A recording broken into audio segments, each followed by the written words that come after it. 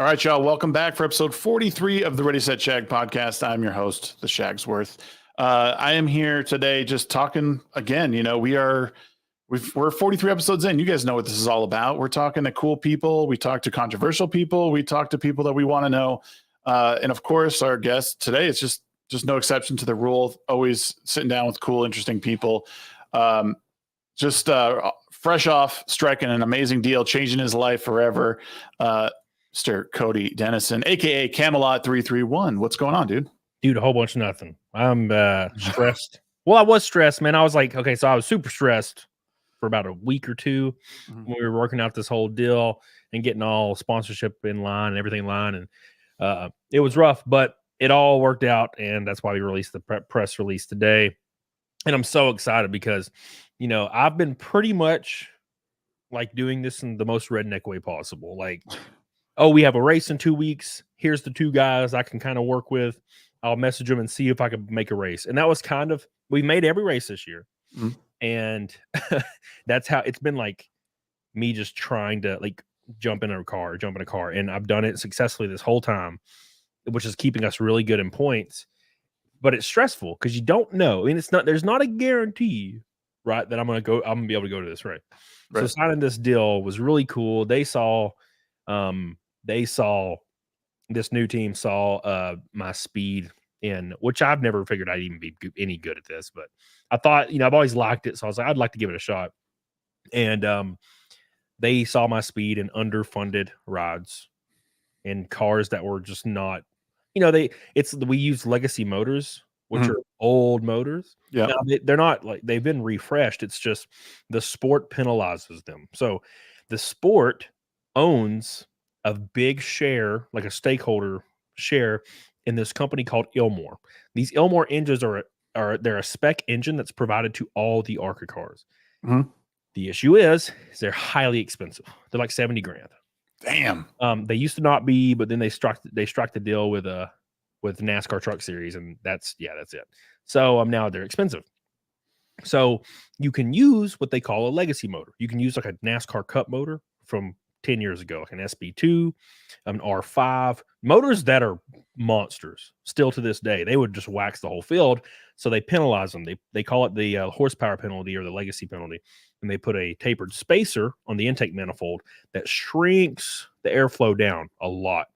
So you're running about 100 less horsepower than the spec motor. The reason they do that is because they don't want one of those engines winning. Because, I mean, it's obviously they're sponsored and partnered with this other company, obviously. Oh, okay. So that's kind of how that works. So I've been running those engines this whole year, the legacy engines, and beating people with these spec motors, these high horsepower motors.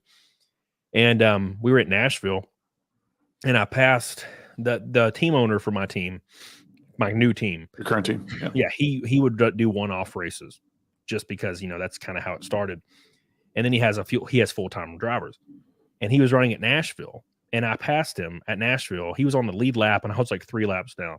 Yeah. And I passed him on a restart and passed him and left him, and then he caught me back and passed me because you just can't. He just has horsepower, you know. Right.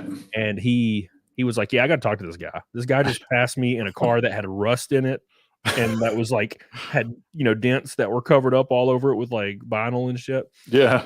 And we never used new tires on the other teams. We did on the Andy team, Hillenberg, Fast Track Racing, of course. But the other team, we just used scuffs, random ass scuffs, and we were still performing well. We got 2 top 10s with that team.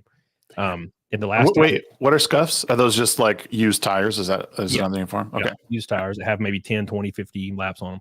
So obviously you're at a disadvantage immediately.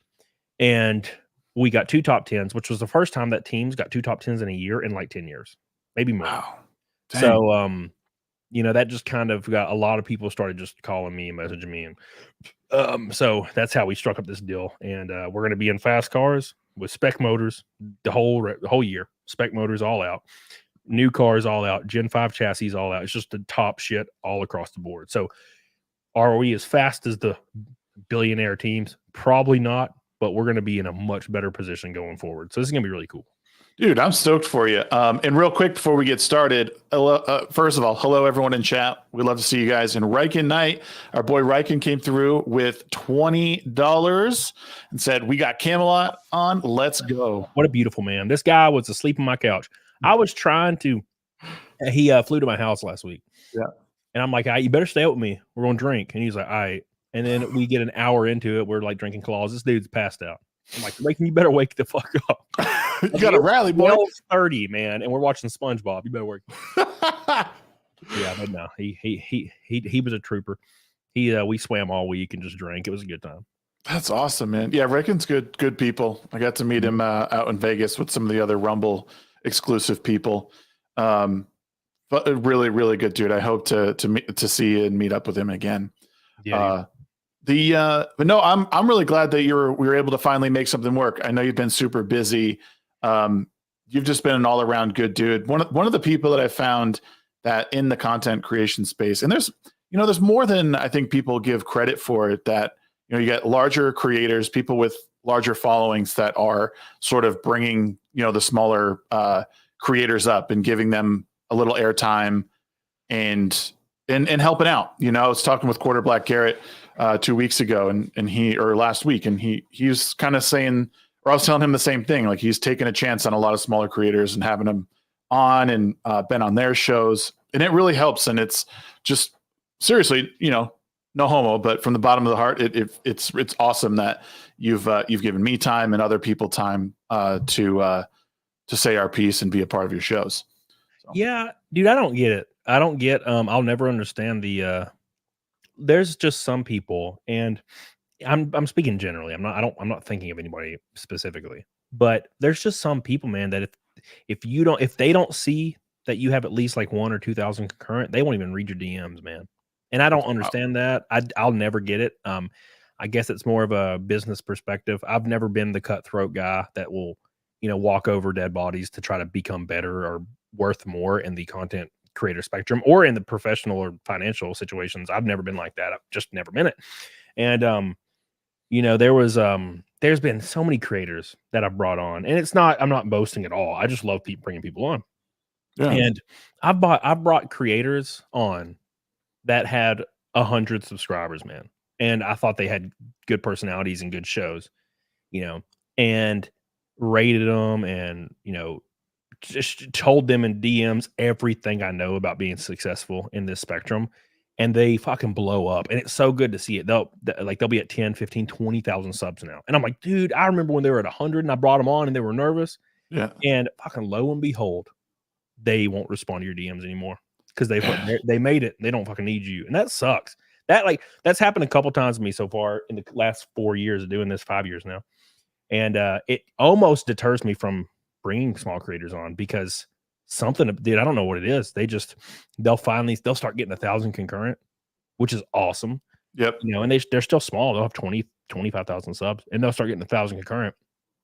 And it's like you don't fucking exist anymore. And I'm like, what the hell's going on? Right. And I'm like, I just want to shake them and be like, this 1,000 concurrent is not going to last forever. Yeah. Don't start thinking you're like hot shit. I just like to be friends with people. And, there's been a handful of people that did that to me, and it kind of breaks my heart a bit where I'm like, I'll message somebody, but hey, like I'm having a show, I want to bring on some classic crew to my show, and they like no one reads them anymore. I'm like, well, I guess they got too big. And I'm like, some bitch.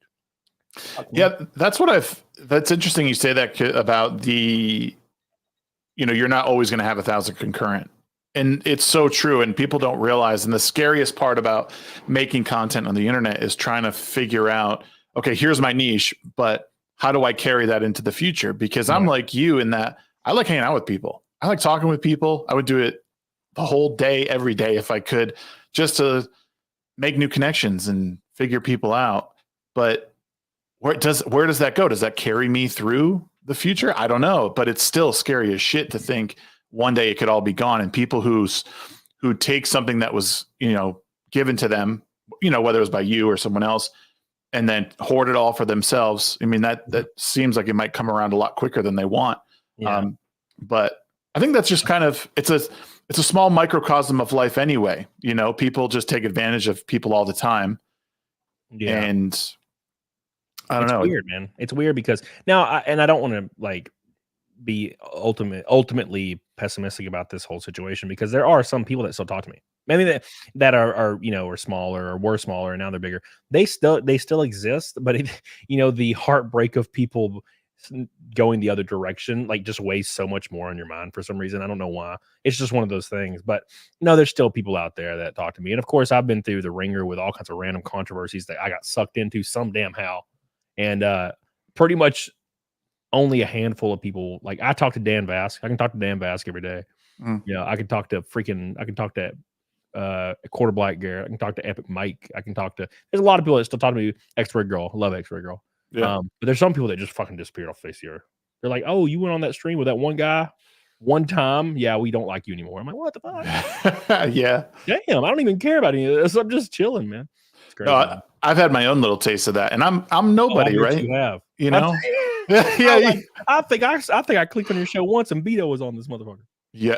Oh yeah, dude. I can only imagine.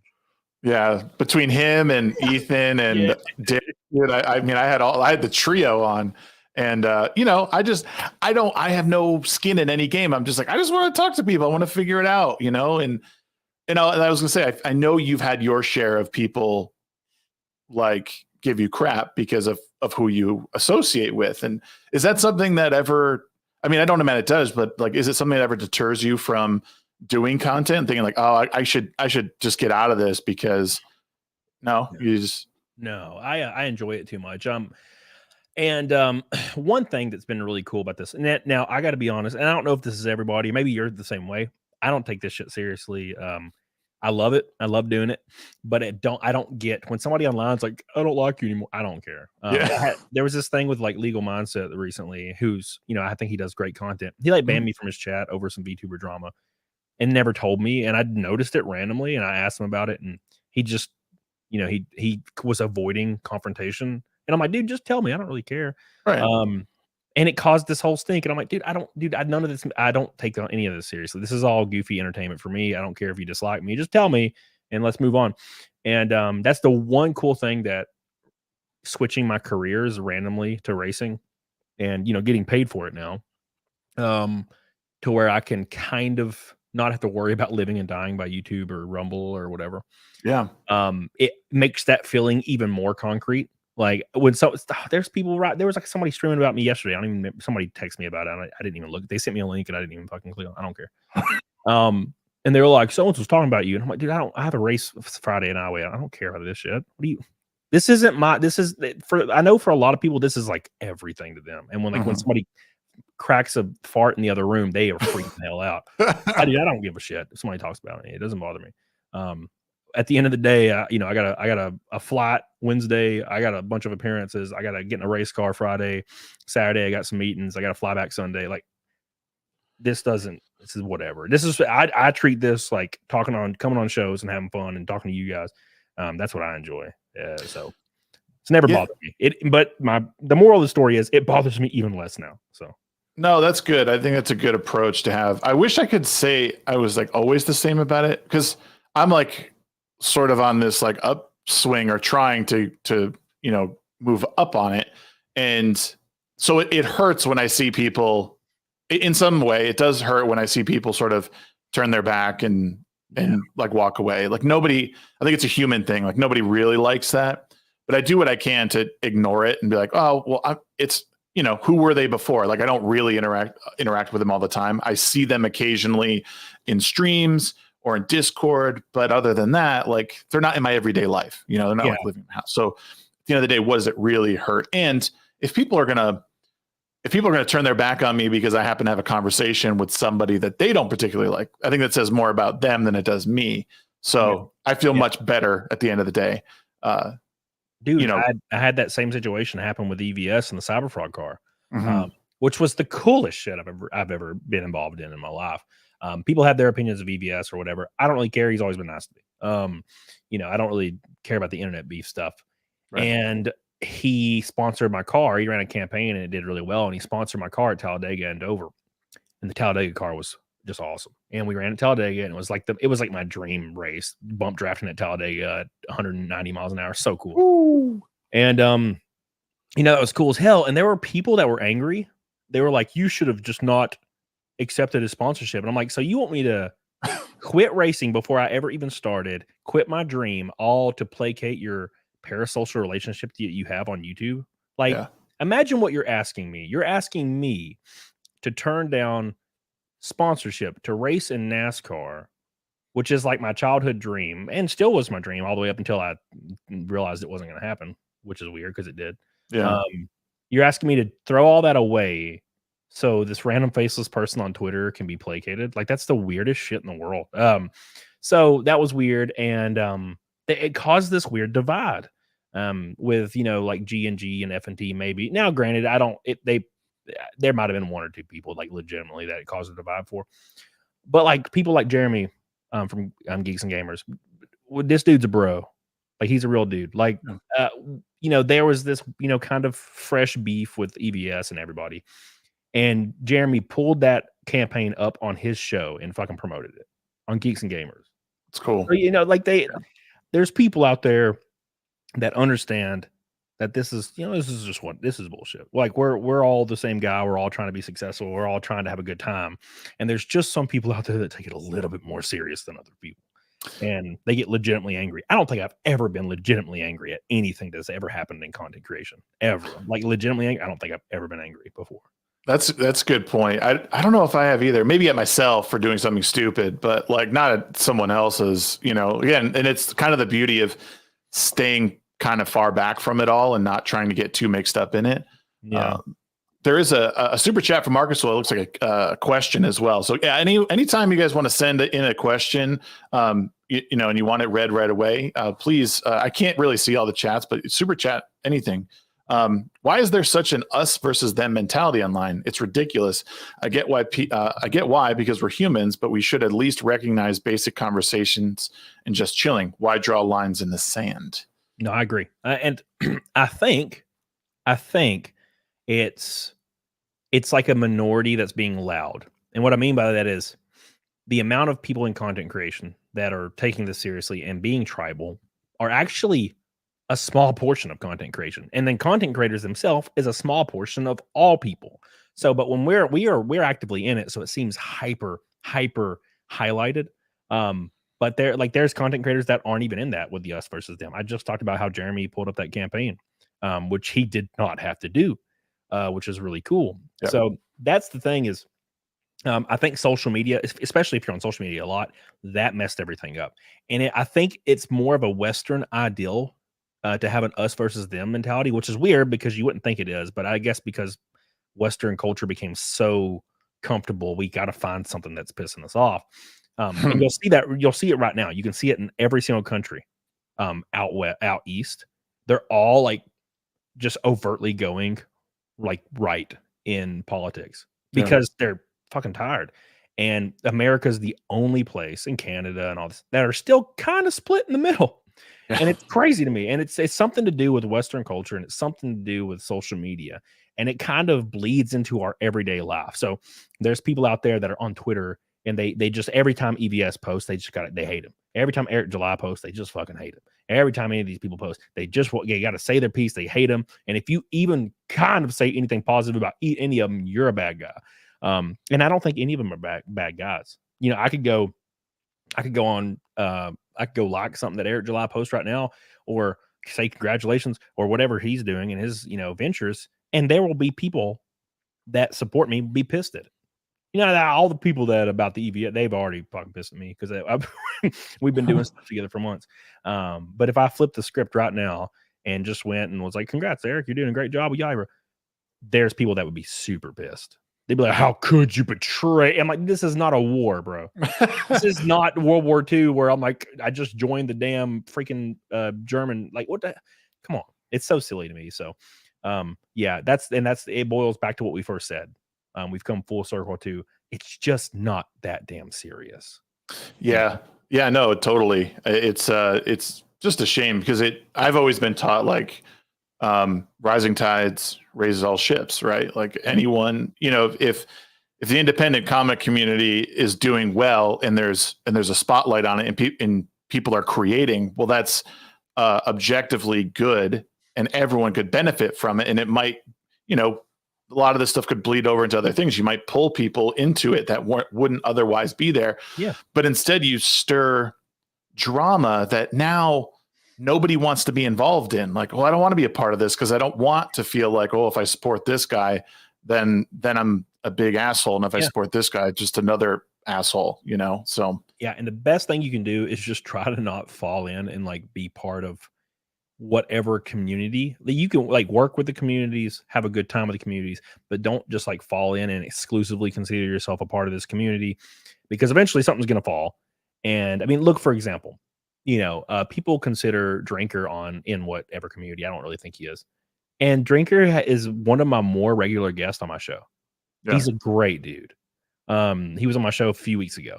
And in Disc Brew, same exact thing.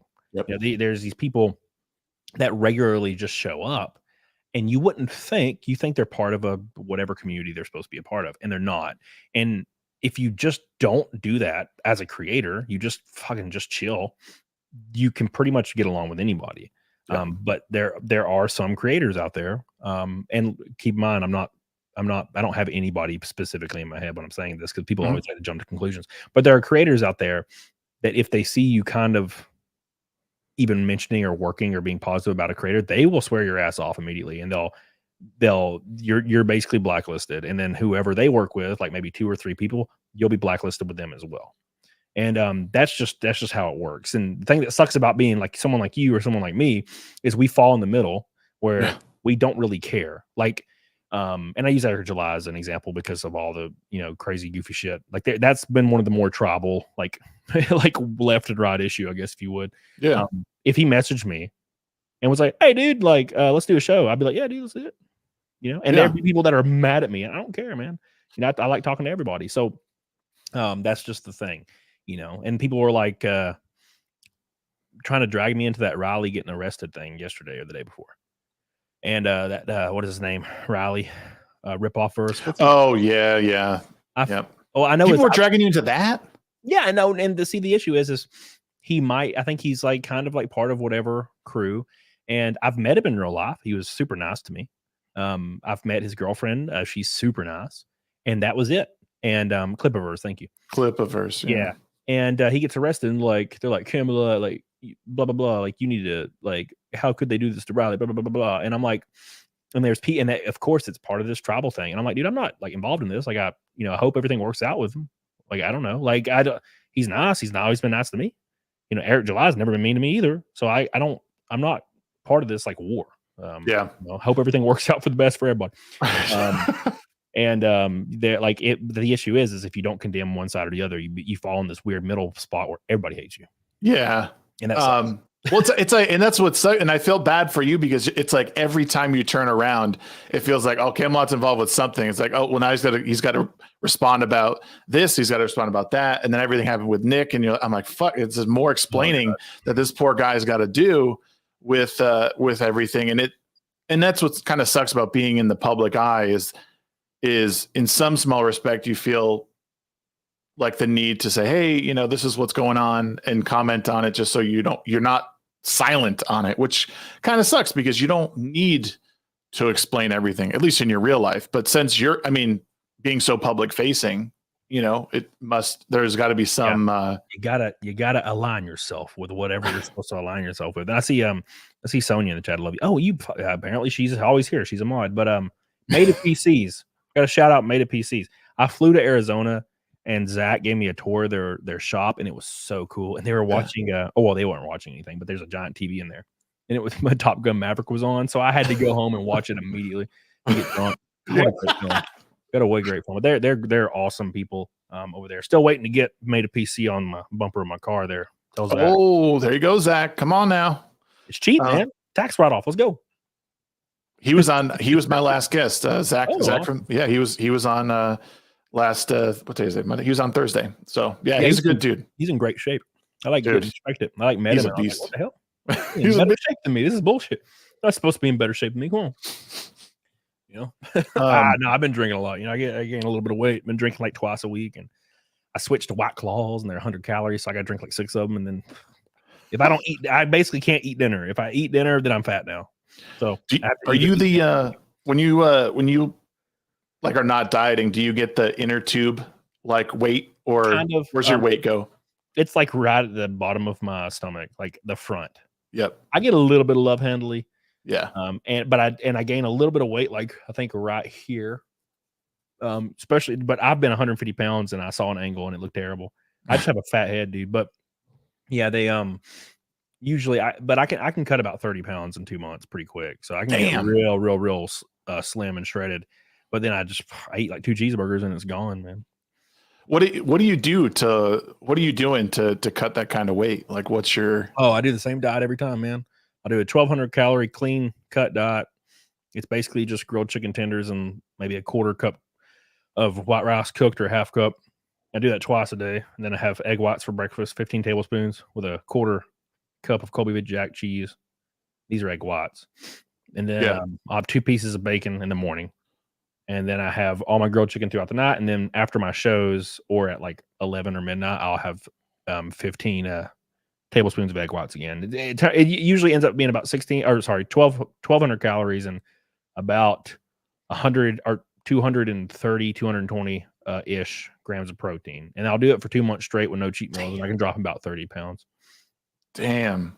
Well, I'm gonna have to start doing that because I need to cut some weight. It's like right now I just maintain, like, so I go to the gym but like I'll eat like a total asshole. So it's just balancing it out basically.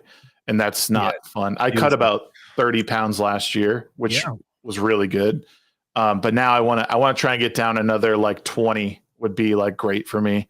And then just start bulking a little bit. I just want to get fucking strong, man. I'm strong, but I want to get up there. I want to get shredded again. And I have like one picture from when I got real shredded like 2 years ago. And last year I got down to about 178, but I have to get to about 170 to get shredded. And I went from 204 to 178 in 2 months. And then we had the Daytona test. And man, when I'm traveling every week, that my favorite thing to do is get to the hotel room and like DoorDash a McDouble and a small fry and just pound it. Fucking love it. Mac sauce or no? No, I just get just a normal McDouble. You chopped onions, pickles, mayonnaise, or mustard and ketchup, and then I'll get a small fry. But last time they messed me up and they gave me a large fry instead for no reason. So now I have to freaking smash it. Yeah, they screwed me over. I'm like, yeah, I can do a small fry. It won't be as bad. And they send me a large one. I'm like, God, now I have to kill this. It's good to know that there's someone else besides me that has a real problem with dieting sometimes. I'm just, you know what I found for me is, I saw this video not too long ago about how the American diet is just shit wall to wall.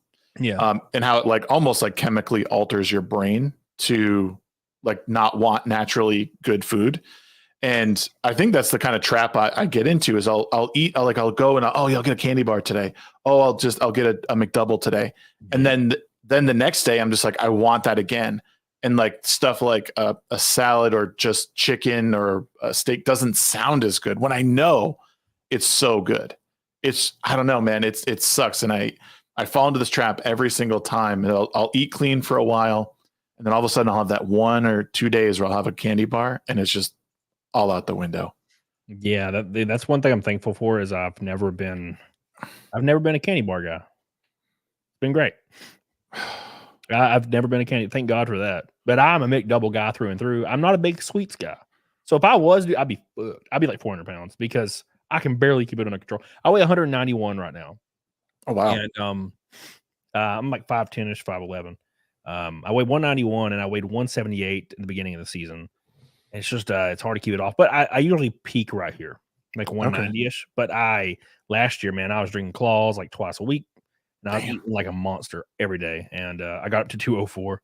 And then immediately dropped it at the beginning of the year. It doesn't take long. Any of these water weights, like 13 pounds, 15 pounds of that shit. Right. How tall are you? 5'10ish, 5'11ish. Okay. I would just say 5'10, so I don't sound like I'm trying to stretch it a little. But I was told 5'11 when I was like late teens when I was at the doctor, and then most of my friends are 5'8, so I tower over them, and I always do, so it doesn't matter. But I just say 5'10 to be fair, because I met Tim Pool, and I was very surprised he was my height, and he's 5'10, and we were like kind of close, and I was like, oh, so I'd say 5'10. How did that So you went on Tim's show, like 6 months ago? Yeah. And so when was that? I mean, that was right about when you guys were running the campaign for the Cyberfrog truck. And then were you just there and you were like, hey man, do you want to sponsor a car? Was it just, was that how casual it was? Or yeah, thank God for Tim Pool, man. That dude saved my ass. So basically, I already had the Cyberfrog car lined out.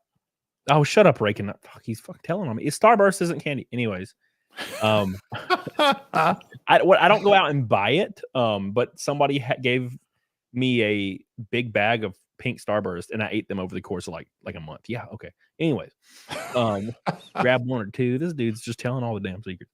So, anyways, I get we already had signed the deal for Cyberfrog, and we had it lined out, ready to go, and we were waiting for these races to happen.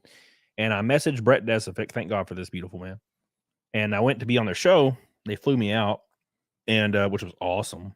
They had this diner it's like a diner and a hotel behind it. Mm-hmm. And you have to check in at the diner. And they give you a key at the diner. It's so cool. And then the diner's food is, dude, this like a fat lady, and she's so sweet. And she it's the best. Dude gave me like a foot-long hot dog with damn sauerkraut and freaking chili and oh my God. Anyways. So anyways, I go there, and Tim's like playing pool, and dude, I'm so nervous, and I don't get nervous.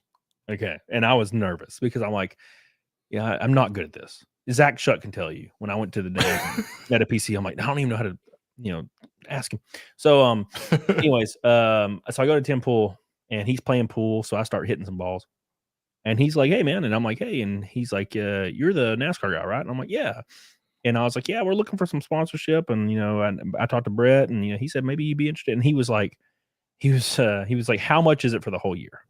And so I told him, this outrageous number, which I thought was outrageous at the time. Knowing what I know now, it's different, especially with this new contract. Yeah. So he was like, how much? And I just told him the number, and he was like, let's do it. And he shook my hand, and I was like, oh my God. So I was like, I guess I'm racing all year. And that was how fast. It was a 6-second conversation. Wow. And so it was awesome. And I was so damn thankful. And we've had such cool cars. We have an awesome car design, and Tim's been so supportive. And Jack Posobiec and his dad and his brother came to Charlotte. We had such a good time, man. It was That's cool. It was so fun. Charlotte was, and we almost got like 8th at Charlotte. Could you imagine? God, 8th on the lead lap at Charlotte. My first time there. It was gonna be cool. And it didn't pan out. We still finished lead lap, which was very important. That's what got me my NASCAR license. So it was really cool, and I just had so much fun, and that's how it worked out. And Tim's been super supportive, and I can't ask for more. And, he's been a good dude to me. So no, I kind of feel the same way. Again, this you and I are very much alike in that, like, I want to know people, and Tim Pool is one of those. I watched a lot of Tim Pool's show back in the day, and I've since stopped just because I don't always like how doom and gloom he can be with stuff, but he knows the game like very well. Like, he knows how to play the game.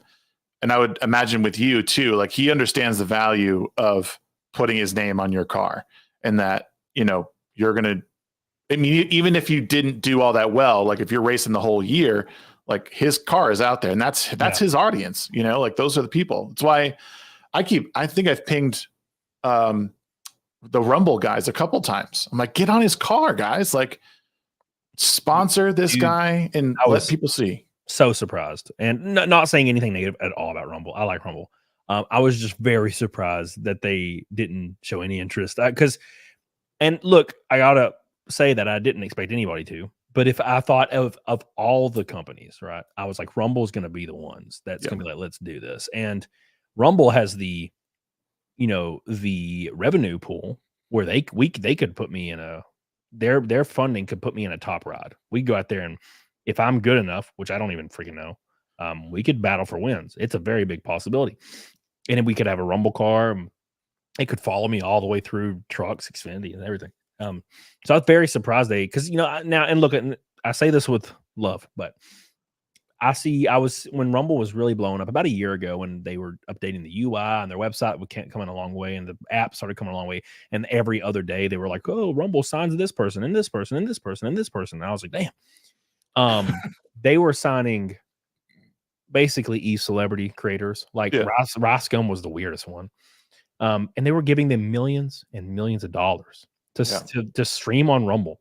And you'd have these people on Rumble and they would start up a stream and like haphazardly like kind of like watch videos on YouTube or just look at eBay listings for tennis shoes.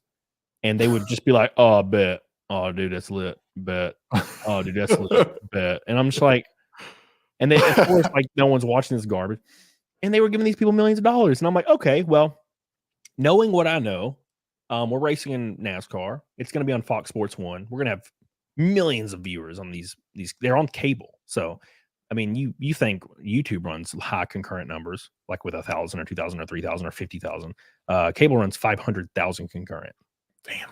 On the series I run in. And I'm like, well, this is a no-brainer. They're going to be so about this shit. So I messaged my partner, I messaged all these people, and there's just no interest. I couldn't believe it.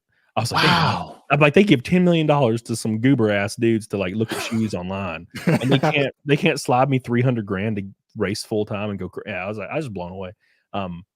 And like I said, there's no ill will at all. I was just very surprised they didn't jump on that shit. That'd be fun. I mean, yeah. And like I said, Tim Pool did. He was like, "Yeah, dude, let's do it. Hell yeah!" Like, so he's like, "Yeah, it's gonna be great, dude. Good for you, man." Like seeing people live their dream. Like I mean, some people's dream is to be on YouTube and play video games or talk to people all day long or make content. But to see it kind of like, I mean, you're kind of doing both things, right? Because I mean, you're not a nobody here. I mean, you're on, what are you on? 3 times a week, 4 times a week? Yeah, dude.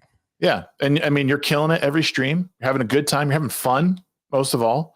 You talk about things that you like.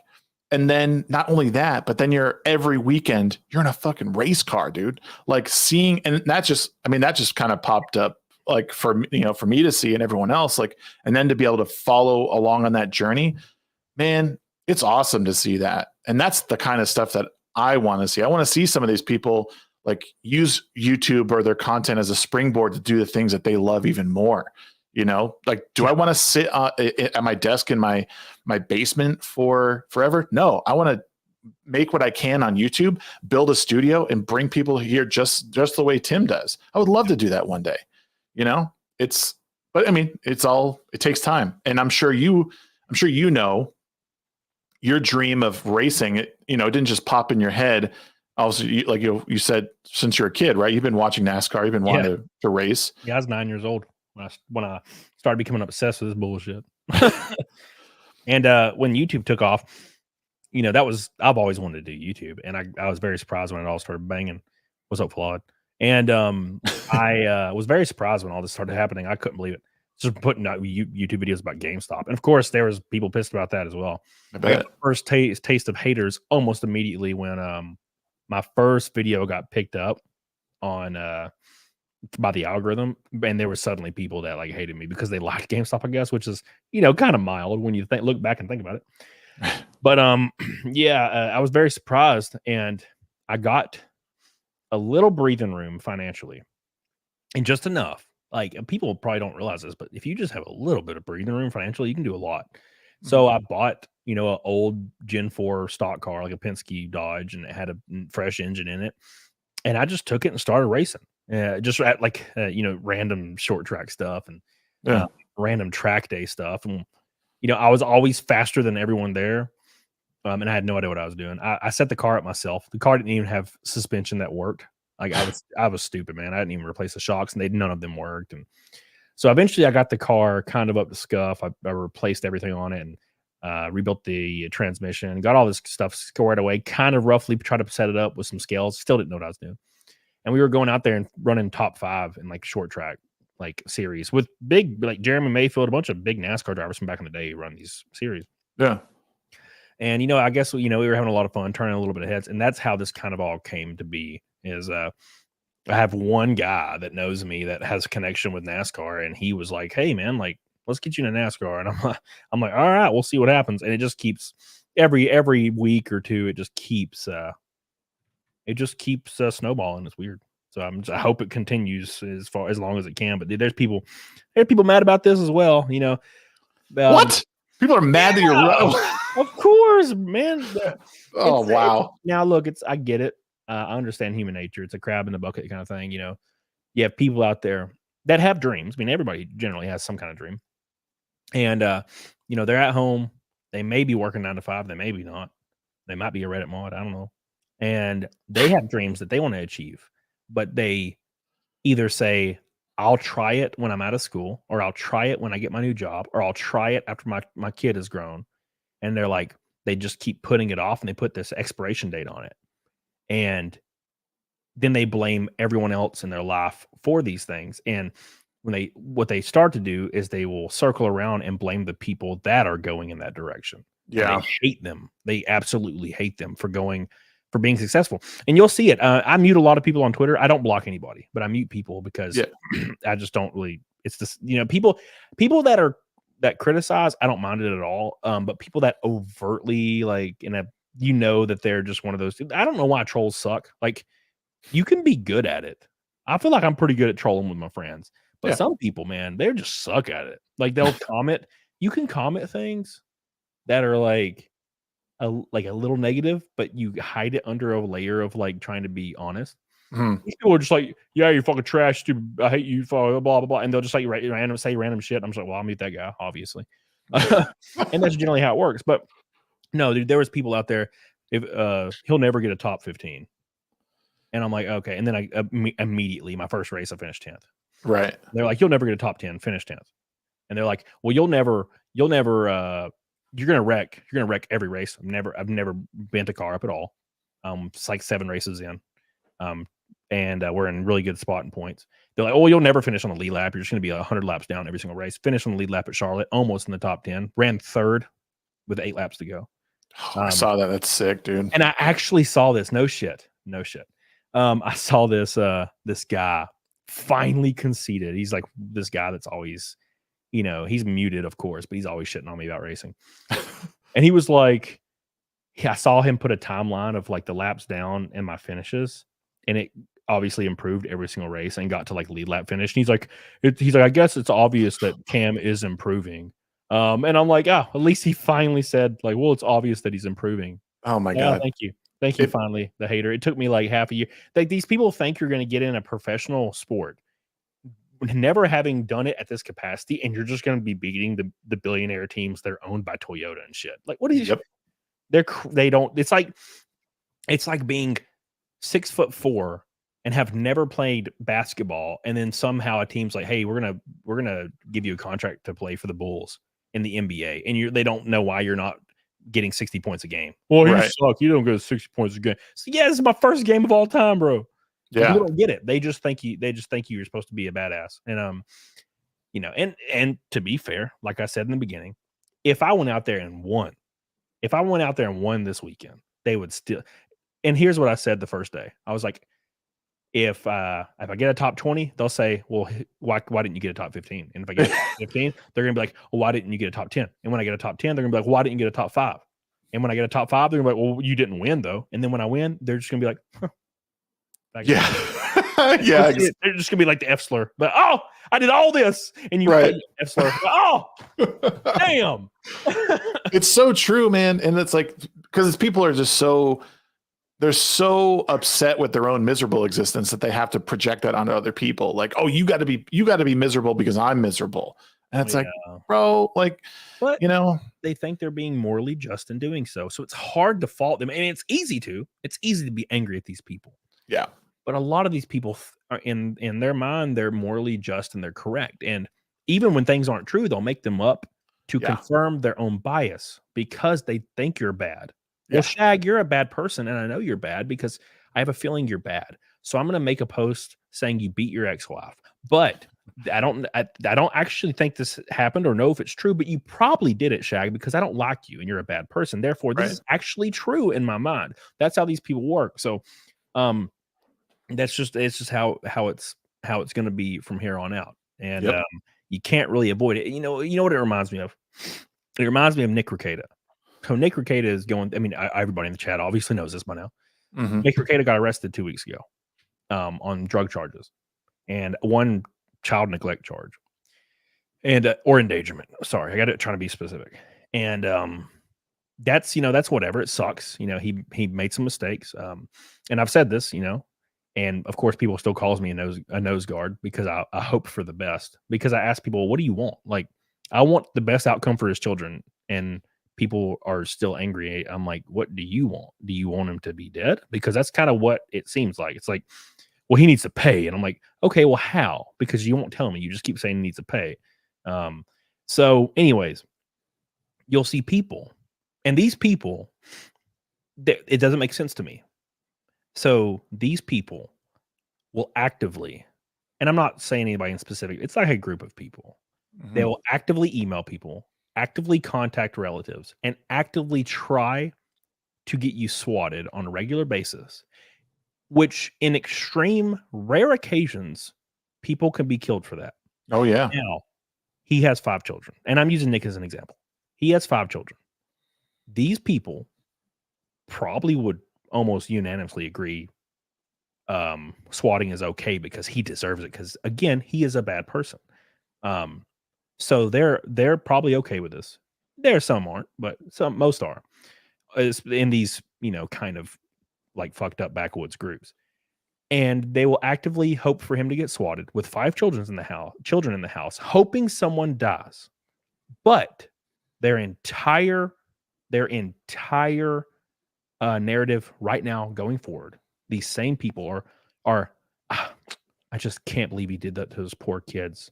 Somebody needs to help these children. Why won't anybody think about the children? Help the children. How could he dare do this to children? I draw the line at children. The same people that are for him getting swatted while his children are in the house. Yep. They get stuck in this weird moral fuck up. I'm like, dude, look, fuck it. And I've seen some people that are like own up to it, and it's hilarious. And I totally respect that. Where they're like, to be honest, I just want Nick to start up a stream and put one back and start talking. And I'm like, that's what you should say if you're in these groups. Just fucking be all in. I want him to go hard. I want him to go worse. I want him to go do more drugs. Yeah, that's what you want. Like, these people want that. They want entertainment. It's not real people to them. Right. But when people hide behind the guise of moral, well, I just really am worried about these children, even though I called the police last week trying to get him swatted, and his children were there, but it's fine. I'm worried about his children, even though they could have been killed in that swatting, and I actually kind of wanted that to happen. But still, I'm worried about the children. I'm like, dude, shut up. No one, you ain't worried about no damn kids, bro. Yeah, no, I'm glad you brought that up, because I had said something like when all this had started, I was basically saying like, what needs to happen right now is that Nick needs to take a break and everybody else needs to ignore what's going on. Nick needs to deal with this. I don't even know him. He's not my friend. Like, my brother dealt with addiction. I know you have family members that have, succumbed to it and also, are dealing with it. And it's like being publicly facing at this point is probably a bad idea. And it's going to lead to even more issues down the line. So I think what I said was like, I hope he turns away from YouTube and all that stuff and figures this out away from anyone, because he doesn't need validation right now. And I think you said it, and I was so happy you said it, is like, he needs, like, I think you basically said, like, he needs to suffer the consequences of what he did, and he needs to learn from it. Yeah. And that doesn't mean anyone needs to get hurt. Yeah. But, if it is legal recourse that needs to happen, that's what needs to happen. Like, it's not always softballs to people. And most of the time with addiction, they have to learn the hard way. It doesn't always, some people wake up from, really bad legal issue and they turn it all around. Most of the time it's them on the floor, barely hanging on, almost dead. Flood's talked about this too. He's in chat about, he's face down into the fence in his backyard, and his girlfriend comes and saves his life.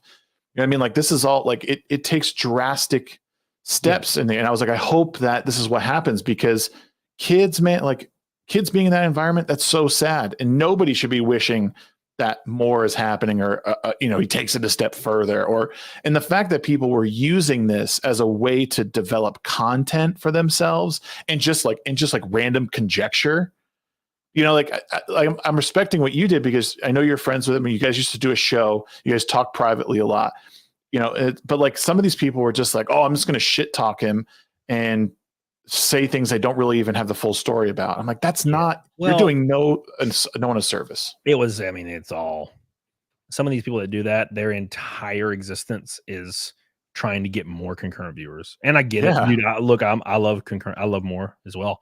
But I don't need to stab a guy in the ass cheek for it. I mean, I can just continue what I'm doing. Well, that's the thing though. When I've talked about it, there's never been a time ever where I made excuses for Nick.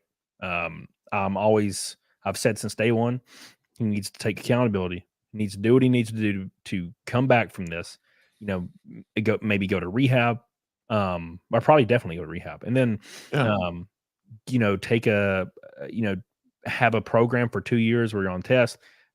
Make a plea deal. I don't know, but whatever works to make your family flourish. And obviously, if you get clean, that could happen. Yeah. And that's what I would like to see. And people are like, well, you're a nose guard and you're defending and you're making excuses. I'm like, bro, I've never done any of those things.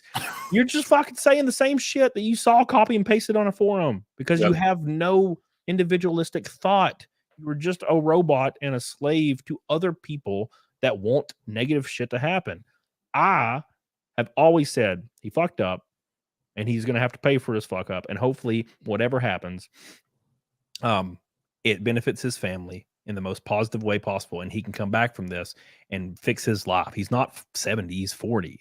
This is his first offense. Move on, go do what you need to do to be successful and take accountability. And they're like, you're making excuses. I'm like, what? I literally said he needs to take accountability and move on. No, you're making excuses. I'm like, what do you, and that's when I asked the question, I'm like, so what do you want to happen? What do you want to happen? Because everybody, if me wanting him to go to rehab, 2 years test, better himself, go to classes, do everything he can, you know, and if you know, hopefully he doesn't serve time. Maybe he has to serve time, but you know, whatever happens, he pushes through it. Right. That's the best possible outcome for anybody in these families. So what do you want? What do you want to happen? Because I don't know what these people want. What do you want? Because no one tells me. They just say you're a nose guard. And I'm like, so what do you want? Do you want death? Do you want his family's dead? What do you, I don't understand. Like, you're not giving me info. You're just like nose guard. I'm like, okay, so what do you want? And they're like, well, I don't, you know, I want him to pay. And I'm like, all right, cool. So how? What I find wild is people's, and this is why I used to be really, really, really vocal on Twitter a lot and like try and drag people with shit. And sometimes it's funny to like, you know, to take the piss out of someone, you know, but one thing I realized was like, you know, how do I want to be treated? You know, it sounds like kind of childish and whatever, but like, I really believe like if people thought more like, how would I want to be treated? Like if I found myself like at the bottom of this barrel, like I can't kick this habit. I'm like, you know, my kids aren't, you know, I'm not being a good parent. Like, what would I want people to react like? You know, would it be this? Like, and I guarantee all these people who are saying this shit, who have, you know, have no idea what they're talking about, they would want help, right? They'd be like, oh, help, like I need, you know, I need $500. I need to get better. I need to do, well, I know someone put me through rehab, you know, but but as soon as it happens to someone else that they might not like because someone told them online that they shouldn't like them, oh, well, he should burn. Like, oh, take his kids away. Like, do you have any idea what that means to have your kids taken from you? Like, it's like ripping a part of your body out. Like, I mean, you don't have kids, right? No kids for you, right? Yeah. So like, so you don't fully understand, but like, I mean, it's like having, but if you ever had a pet and lost a pet, it's similar in some regard. Like you need to, probably be worse. Yes. It'd be a lot worse, but like, I'm just saying like I don't know, man. It's wild to see that drama play out. To be fair, I don't want a father to be taken away from his kids. If he can make it out of this and be the better person all around and improve his children's life, I don't want him to be in the system. I don't want him to have, you know, old grandparents raising them. I don't want the country to be any more shit than it is, because the entire reason we're in this pickle in the West is because of single motherhood. And I don't understand why people would want to help it. Like, but they just do. They want to see the worst outcome. And what I suspect is they want to see the funniest outcome that they can milk forever as far as entertainment, because this is all entertainment. You know, the thing that people don't understand and they can't see it because they don't have the perspective. They're not in the situation. They're just a viewer. But I've traveled with Nick and done comedy shows with Nick and hung out with Nick and had fun conversations with Nick, laid back where we just watched TV and like goofed, nothing crazy happening. And, he's a friend of mine. So I talk in these situations as if I'm talking about one of my friends. I'm not a viewer. I don't like cruise forums, and I don't feel intense hate for people I don't know. There's nothing, I'm not part of that. But people don't understand the perspective because they don't have the perspective I have. Right. Well, and what I was going to even add on to that was like, Nick, for all his faults, he is a father, and he probably wouldn't be where he is if he wasn't a good parent at some point, and his wife and everything. Like, is their lifestyle different and all that? Sure. And I think of the same thing when like someone like EVS, he's a dad, he's a family man, and like, he's obviously raised a family. How did he do that? I have no idea. I can't look back in the past, but he has people he raises. I've seen pictures where he's sitting at a baseball game with his son, it looks like, so he's got a loving family. So he's doing something right. Do I like his takes on some of the stuff with Eric July? No, but that doesn't mean I have to like everything about this dude. It just means that there is something human about him that someone else cares for. And for that reason, like, I have to hope that there's something good that comes of all these bad situations. Yeah. I'm not just going to wish harm on someone because they don't like a comic or because they did drugs or whatever. Yeah. So the best way I look at it, this is the way I've looked at it for years, is people that are angry about whatever situation. They're not really angry, but the people that pretend to be angry or whatever about their favorite creator or their beef with another creator. Think of it. You have to think of it as football or baseball. These people lack that outlet. So, your dad would drink some beers and watch, like Alabama, play football, and some bullshit happens, and they lose the game at the last second on a bad call. Your dad's throwing a beer at the TV screaming. That's the same thing. His team lost, and he's pissed, and he follows all the news, all the drafting updates, everything about his favorite team, and everything negative or positive that happens, he responds in the way that would be consistent with his team. And it's because it's entertainment. There's a lot more people out there. There's a lot more outlets, and there's a lot more things to be entertained or not entertained by. So they treat all these things exactly how we would have treated football in the early 2000s without social media. When we see EBS say something about Eric July or vice versa, you throwing a beer at the TV screaming, "Oh my motherfucker!" You know what I'm saying? Like, so yeah, that's a good point. It's the exact same thing. But the difference is when your dad throws the beer at the TV and he's screaming, then he goes to bed. The difference is we have a chat to the right of us of these people that are speaking. Yeah. We have social media with comment sections on Twitter, Facebook, YouTube, doesn't matter what it is. And they can, after throwing their beer at the TV and be angry, they can go down there and call you a cuck and be angry at you. So it's just they have a little bit more of a personal connection, which I enjoy. But it also gives us people that are angry about their favorite team losing or winning. They can speak their mind about it. And that's what causes it. Now, and the issue is, it's like the book, The Fan. It's called The Fan. It's a book I read when I was like in my teens. Them having access like that creates parasocial relationships to where people will support you harder than they ever have. Yep. But people will also hate you harder than they've ever been capable of doing in the past or at the past or present. So you'll have people that will follow you on all social media and look through your entire life and watch you with a damn microscope. And it's just a normal person, but social media has allowed it to grow this way. Where these people will get you swatted. They will find out your address. They will send food, the police, the fire station to your address, trying any way, shape, or form to disrupt your life. Because again, it boils back to their favorite team lost. And so basically, I don't remember what I was talking about. What is that VTuber's name? Dora? Fuck. Somebody knows. Anyways, she was dealing with like Nija Sanji is a company. It's a big company, a VTubing company, like 6 months ago. And I was talking about it on stream, and I had a lot of people watching. And I was like, "Yeah, this is great." We're talking about it. And they Doki Bird is her name, I think. Yeah. So okay. they screwed her over, and she started streaming like independently and doing really well, which is cool to see. And I was just talking about it on stream, and lo and behold, an hour into my show, I see flashing lights everywhere, and I'm on the 3rd floor of my house, and I look out my window, 4 fire trucks, 8 police, a fire and rescue vehicle, and an ambulance just lined up with perimeters closed off on both sides of my street. What? Yeah. So, and it's because somebody saw their favorite team had lost, and they were fucking pissed. And instead of going to sleep and turn the TV off like we used to do, they went to the internet. They found out my local fire department's phone number. They called it and said I killed a bunch of people. Dude, that's wild. So they showed up because the police have me on a no knock list anymore because it happens so often. But figured out the fire department doesn't, and they all showed up. And of course, right after it happened, I pointed like the camera at you could see like 3 of them in the camera because I'm on the 3rd floor. Yeah. And I really wish I would have walked outside and filmed it. Oops. Because guess what? All these people that hate me claim that I faked it all.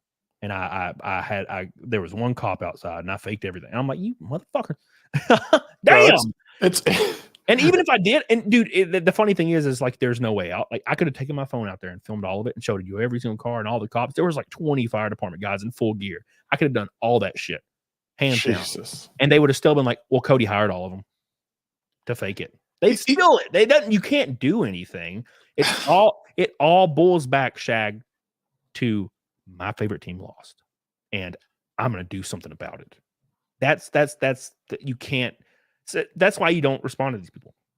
You could save them. You could come to their house and give them $1,000 in a bag, and they would, for one, they would cower because they can't believe you're actually there. And then they go back to their computer and be like, "Camelot's piece of shit.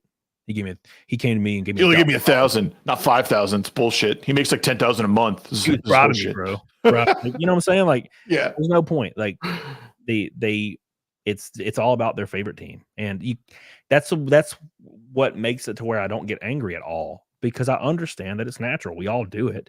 It's just their outlets coming after us. That's a different outlet. So I try to look at it that way, and because the people will always hate you. There's nothing you can say to change it. So. Oh, well, there's a couple of super chats here that we didn't see. Sonia, I didn't see this a while ago, but I'm here now for $5. Thank you, Sonia. Appreciate you. Hi, Shags. Can you ask Cody why he is always late and gay? Love you, Cody. Well, Sonia, the algorithm loves when you're late and gay, I've noticed. So that is why I'm late and gay. Boom. You can start a stream right on time and it's got like 8 viewers. If you start at 10 minutes late, it's got 800. It's weird. There you go. I'm still waiting for that algorithm hit. Arkasoul for $2. Thank you, Ark. Says, have any thoughts on production value for streams? What do you think? Is it production value? So are you saying if it's beneficial to have high production value? Yeah. I don't think it's beneficial to have over the top shit like G4. That stuff's kind of cringe. I feel like that wearing your fake flannel and sitting on a couch and reading your script about a review that you didn't even do that's dead. That's been dead for years. But as far as streaming personally, yeah, I would say have a great camera, spend $700 on a camera and write it off on taxes, bro. Spend you about $1,000 on voice interface. You can get a Rodecaster used. You can get an SM7B, and you can go a little cheaper on all this stuff if you want. But that's what I would recommend. Yep. You got your camera, maybe an M50 Canon. You got your setup. You got a Rodecaster, maybe your SM7B, and get you one good LED light that you can adjust, like with warmth or non-warmth. And then I have a background light as well. And then just build a cool ass background. And that's it. And maybe make sure you brush your hair and like wash your face, because a lot of people, they'll come in. Look at Shag. Look how great he looks. Like, dude, I see people come on and they're like, no. And I'm like, what are you doing? Wash your hair, bro. This is real life. So, yeah, production value. Yeah, I would, if you're going to take it seriously, yeah, I would give it a go. Now, there's some people out there they'll put a mic on their head and they'll play some video games, but try it with that. And after a month, if you're doing this every day and you're like, damn, I'm doing this for a month, every single day. Yeah, maybe upgrade. People like it. Good mics are good. Good cameras are good. Like, it's a good thing to have. And then be attractive. Yeah. Go get some surgery and look good. Yeah. Don't be ugly, bro. Adam says, the curricular show says, I feel attacked. What is he talking about? He's a model. Yeah, right. Yeah, exactly. What the fuck? He's beautiful. What is he talking about? I actually didn't wear a hat tonight. I always wear a hat on my show usually, or when I'm on shows. But someone had called me out and said, like, you shouldn't wear a hat because I think you're probably balding or something. And I was like, what? So I had to take my hat off to prove that. Like, I mean, my hairline's going back a little bit, but I still got a nice head of hair. You know, it looks good, a little gray. I never wear a hat, but I just got back home from the gym, so I have my gym shirt on and I have my hat on. My Public Square hat. Thanks, Public Square. Nice. They're my boys. They sponsored me for the year in NASCAR. So thanks to those guys as well. But yeah, I usually run into my shower, or my bathroom, and I always have the guard on my buzzer, and I buzz down to a 0. Yeah. And I clean shave my neck, and I wash my hair, and I wash my face, and then I moisturize my face right before I stream every single time. Damn. You hear that, guys? Yeah, dude. You got to do it, man. You got to do what you got to do. Look good. Come on. Look good. Hey, maybe you're 400 pounds. Brush your hair. Yeah, at least look good while you're 400 pounds. Exactly. 400 pounds, but have nice hair. Yep.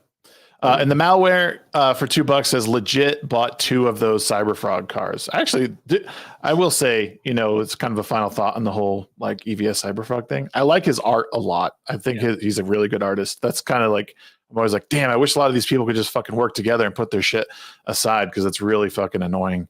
But it was such a cool car in person, man, and it was so fast. Bump drafting. It was nice, man. I wish I would have known more than I did when I started the race. We would have had a great finish. We did have a good finish. I mean, there was like almost 40 cars in the field, and we finished 17th. We did good. Jeez, that's awesome. But I didn't know how drafting worked. You think you do because you play video games, but you don't. You have to be like 6 inches off somebody's bumper forever. Wow. And I thought you could be like half a car length or a car length off. No. If you're a car length off, you're getting 2 mile an hour faster. If you're 6 inches off, you're 15 mile an hour faster. And I figured that out after halfway through the race. And we caught all the way up to the lead pack, and we were battling. It was awesome. So yeah, I'm so excited for Daytona and maybe Talladega in the fall in a different NASCAR series. That'd be sick, dude. Be cool. Well, I'm proud of you, man. I don't think people appreciate how hard you work. I think people think you just sit down and talk at the camera and talk to people. I think you're one of the hardest working people out there. And like I said, I'm glad we were able to finally sync up our schedules and starting a little bit early, but it was great having you on. I know you have your stream tonight, so we'll wrap up here. What do you got coming up that you want to push out? Man, so I signed a year-long contract with a new team called CW Motorsports in the ARCA series. We'll be running some truck races as well this year. And so it's going to be on Fox Sports 1. Every single race is on Fox Sports 1. A lot of viewership. I'm trying to do a thing. I'm testing the waters where I'm opening up the deck lid on my car geared for sponsorship for small channels or big channels, but geared towards people that can afford it. And it'll be a 3x3 logo on the deck lid of my cars right beside the Tim Cash chicken, because there's a little chicken on my hood. And I love it because I sent it in to like NASCAR. And then I like laughed when I sent it because I was like, well, too late. It's a stupid looking chicken. It's funny looking, right? It's like a cartoon chicken. But the name of is retarded chicken PNG. And I'm like, oh fuck, I sent that in and it says retarded chicken. No. Yeah. So, but no, it was cool. It's fine. They got it. So, but there's a lot of room. And if I get 40 of those on my car, it'll get me covered for the rest of the year. Because I blew my budget a little bit with this new team. They offered me the best deal on the planet, but it's still a little bit more than what I would have been paying for the lowest team. But we're in like a top team. So basically, it's a 3x3 logo, and I haven't really come down to a price yet. But usually, what I charge, the team charges is like $9 to $10 grand per large spot on the car. Okay, because it's a big deal race day. But I'm going to charge like way less than that, way less. So if you have a YouTube channel, you have an Instagram, you have a brand, you have a small business, anything like that, just DM me on Twitter or email me. And one of the mods, Sonia, put my Twitter in the chat if you don't mind. Yeah, let's get his links in there. It's down in the description, but let's put a link to his Twitter on there too, please. Yeah, because that'll help. That helps me out a lot, and it gets a lot of, because Tim Pool retweets or quote tweets every post about these, and that brings so many real people. You can buy followers on Instagram, you can buy followers on Twitter, but they're not real people. Nope. Getting real people on board on your social media makes everything. It makes the world of a difference. You get 1,000 followers on Twitter of real people, suddenly you have an audience. Yep. And I want to bring people. I love bringing people on that are trying to make their way in content creation, and that's a good way to bring on about 40 people on the deck lid, and they'll be tagged in every single post that pertains to this, and they'll be involved with Tim Pool, and it really helps out. So I'm looking to do that, and I got about 12 on board so far. So yeah, I've got a lot left. That, and also I just released my first NASCAR merch ever. It is only available for 3 weeks, maybe less now. Yeah, less than 3 weeks. We've already sold over 200 pieces of merch. So I'll actually, I can't. Am I a mod? Can I post a link? Am I a mod? Am I mod? No. Okay. So I'll send it to Sonia. And so I'll put this link here. It helps me out a lot. This is for my traveling expenses. I never factored this in at all to any of my stuff, and I didn't realize that I was going to be on a plane every week. So I'm going to send this to Sonia on Twitter, and she can post it. It's a shirt or a mug, whatever you want. It's only limited. It will never be available again after these 2 or 3 weeks. So make sure you get on board with that, because that's going to be really, really cool. And it looks good. So if you want to, after you see the link, if you want to bring it up on the stream, you can. Here, I'll post it in the private chat. So what he's saying, guys, is get on it, doggone it. Exactly. Yeah. So, anyways, but there it is in the private chat if you want to look at it. And I sent it to Sonia as well, so she can post it. But that helps me out a lot. Oh, look, it won't let me send it to Sonia. It says try again. Your message. I put you as a mod, but I will also put this. Oh, cool. Well, I'll just do this then. No, stop. I'm not going to post anything inappropriate. There you go. There's your link. But yeah. This is what it looks like, guys. This is the shirt. Support your favorite NASCAR driver, NASCAR ARCA driver right now. Yep. Right. And here. We'll have a new design next month. It's going to be really, really cool. And we're going to do a new design every month. And I'm trying to work with some people to get some copyright stuff down so we can use some really cool logos and shit and get some other people on board. So yeah, we got everything. Obviously, you got mugs, all that shit. So you got a poster. The next month's one's gonna be really cool. So I'm excited for that too. So collect them all. You can wear them to the racetrack. I'll autograph them for you.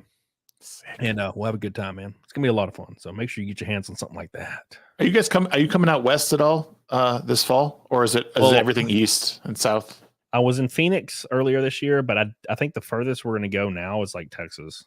I don't think we go anything further than that. Okay. So I really want to make a race this year. I just don't know if I can't. I have so many. I have a trip to Hawaii planned. I have a bunch of camping trips planned this year. I don't know if I'll make it. I think for sure. I mean, you're going next year, obviously. So it might be next year I finally make a race. But man, dude, I love catching your stuff and seeing all the updates. It's great. Yeah, dude. And Bristol will be really fun one to come to. It's in Tennessee and have a lot of there. That's in September. But if not, I mean, I'll definitely be racing at Sonoma next year and Phoenix next year and all that shit. So nice. Real quick, we have one last super chat from Professor Savage Dad for $2. Says Cody needs its Shags level beard. It would be nice, man. See with a big. I've not had one that long, but I've had a huge one before. Let me find it. I had it for a while, and then I just couldn't handle it anymore, man. It was just so furry. And then I shaved it into a mustache, and my mustache was huge. I had like a cowboy mustache. I loved it. Yeah, I remember seeing that. That was cool. Yeah. This is the most beard I've ever had right here. Let me share my screen. This is the most my beard has ever bearded. Right here. Just normal beard. Yeah, we need more beard. Yeah, it was just like a normal beard. It was like maybe an inch long. It wasn't nothing. So that's quite the tan line you got there too. Yeah, I got crispy. That was in when was that? Oh no, that was a year ago. Okay, I thought it was at Daytona this year. No, it was somewhere else. But yeah, I got crispy.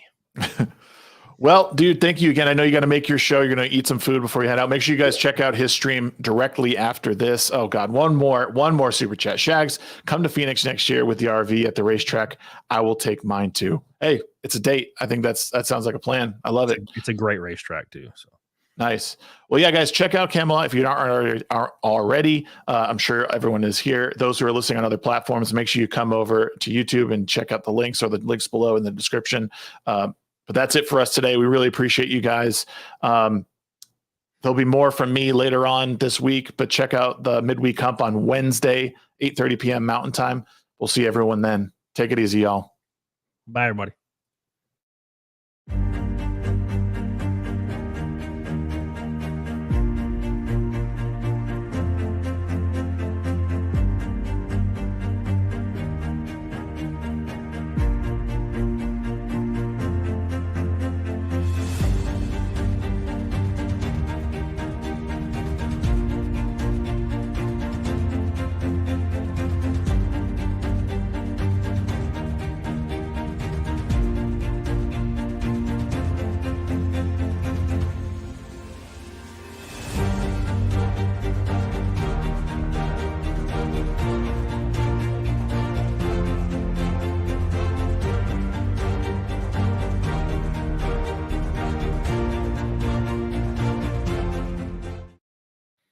Hey, y'all. I want to thank you guys for another awesome stream.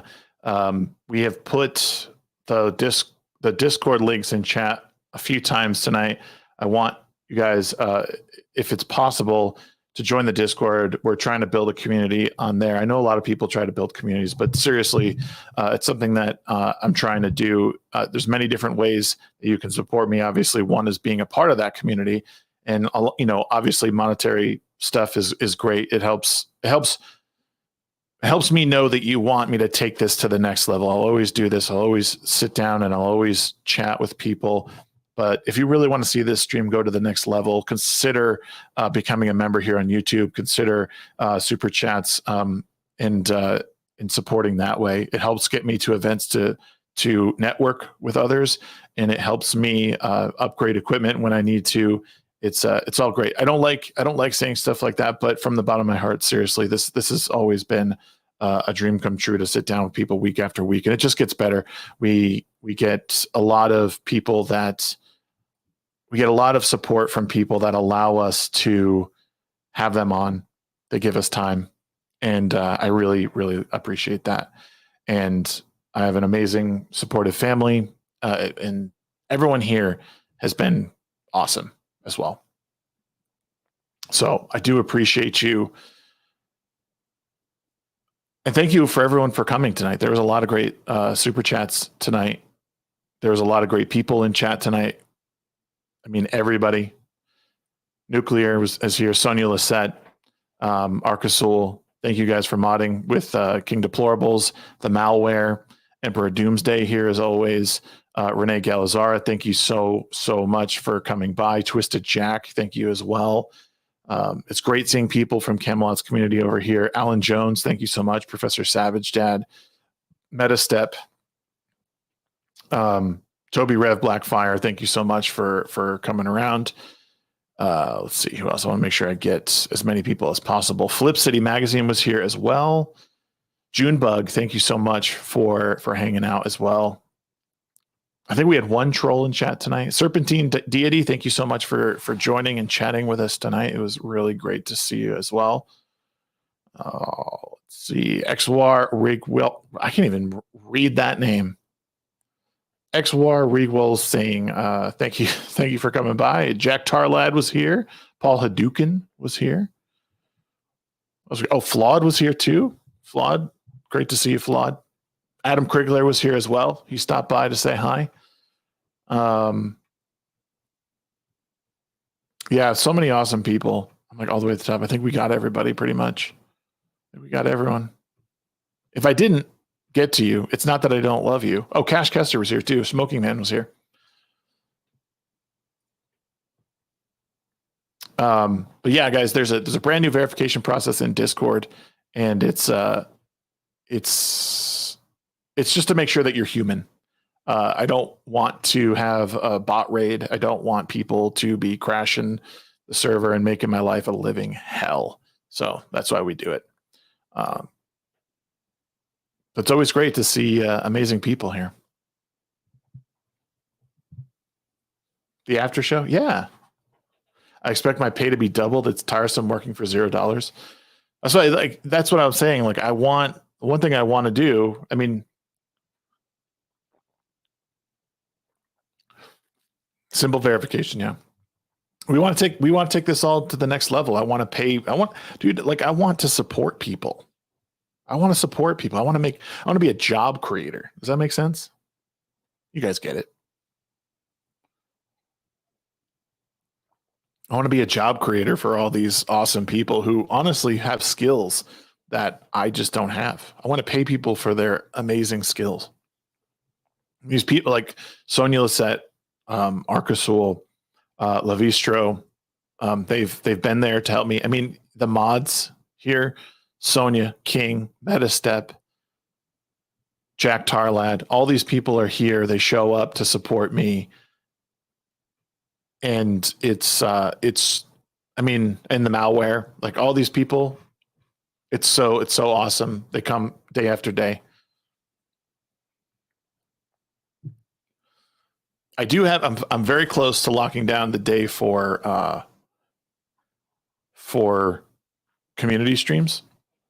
So if you're a member of the channel, very soon we'll be doing a whole stream where you guys can to come in and hang out in StreamYard and talk with me and ask me questions, and we can talk about whatever. So if you guys are into that, if you guys have ever wanted to sit down and chat, I'm happy to open the doors, especially for people who are paying members. I think that it's the least I can do. It's the least I can do. Also, right now, I just got this game called Soul Mask. If you guys want to play Soul Mask with myself and a couple others, check it out. It's on Steam. Really, really good. Crafting survival. I live to serve. No money required unless you start making big money. Bro, I'm telling you, we're on our way. We're going to do it. Sorry, I could not understand what y'all are saying. I'm just chatting obtuse.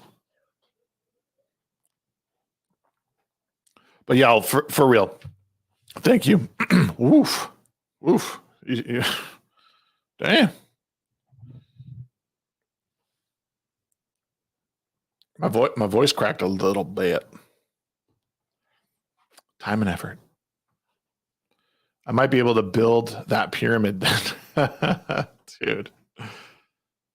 Oh, it's a bot? Oh, man. Don't die on stream. I'm not being paid yet. I don't know. What happened? What happened?